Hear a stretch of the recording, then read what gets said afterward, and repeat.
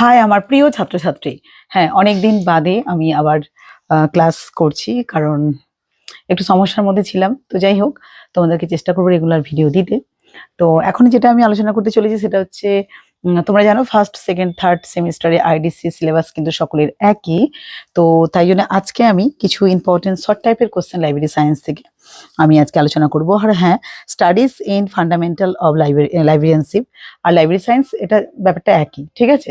তো চলো আমি একটু কিছু ইম্পর্টেন্ট প্রশ্ন আলোচনা করছি। দেখো, ইম্পেরিয়াল লাইব্রেরি কবে প্রতিষ্ঠিত হয়? উত্তর হবে 1903 সালে।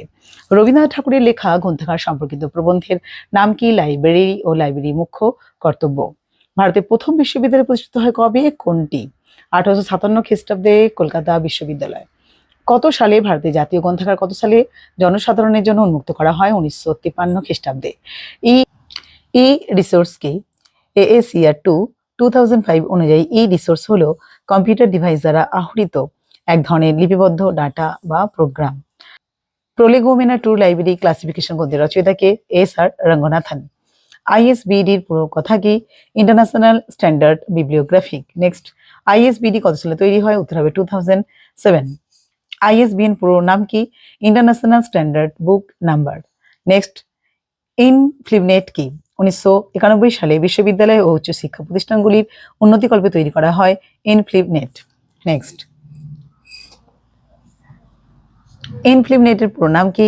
Information and library network. Network issue system কি? আমেরিকা ও ভারতের পাবলিক লাইব্রেরিগুলিতে বইয়ের সংখ্যা জানা ও সংরক্ষিত বই সহজে খোঁজার ক্ষেত্রে এই পদ্ধতি বিশেষ প্রচলিত। নেটওয়ার্ক ইস্যু সিস্টেমের জনক কোন দেশে? 1900 খ্রিস্টাব্দে আমেরিকান পাবলিক লাইব্রেরি। ওপিএসির পুরো নাম কি? উত্তর হবে অনলাইন পাবলিক অ্যাক্সেস ক্যাটালগ। প্রাচীন গ্রন্থাগার নেটওয়ার্কের নাম কি?